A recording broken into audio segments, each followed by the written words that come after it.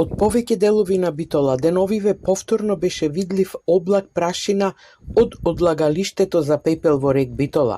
Од комбинатот потврдуваат дека има непокриена пепелна површина од околу 100 квадратни метри, но велат дека тој простор е неопходен за одвивање на технолошкиот процес. Објаснуваат дека високите температури и ветрот може да доведат до сушење на површинскиот слој на пепелта, поради што при спуштање во касетата се разнесува низ воздухот. Заради силниот ветар присутен деновиве на одлагалиштето за пепел, само од местото каде што во моментот се одлагаше пепел се забележа издигнување на истата.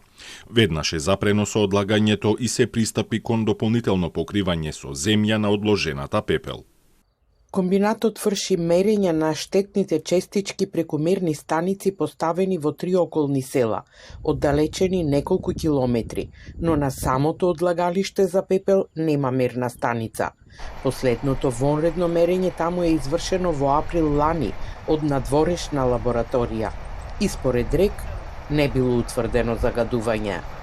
Согласно одредбите од интегрираната еколошка дозвола, наредното мерење на квалитетот на воздухот на одлагалиштето за пепел ќе се изврши во текот на летниот сушен период оваа година. За оваа постапка во тек е подготовка на тендерска документација за објава на оглас за избор на фирма која ќе ги изврши овие мерења.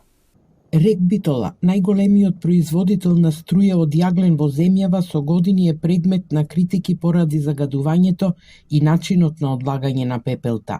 Сепак досега не е утврдена правна одговорност за евентуално загадување на воздухот. Во 2019 година Битолското обвинителство поднесе обвинение против тогашен директор, бидејќи на одлагалиштето имало околу 50.000 квадратни метри непокриена пепел, но судот донесе ослободителна пресуда, потврдена и од апелација, поради недостиг на докази.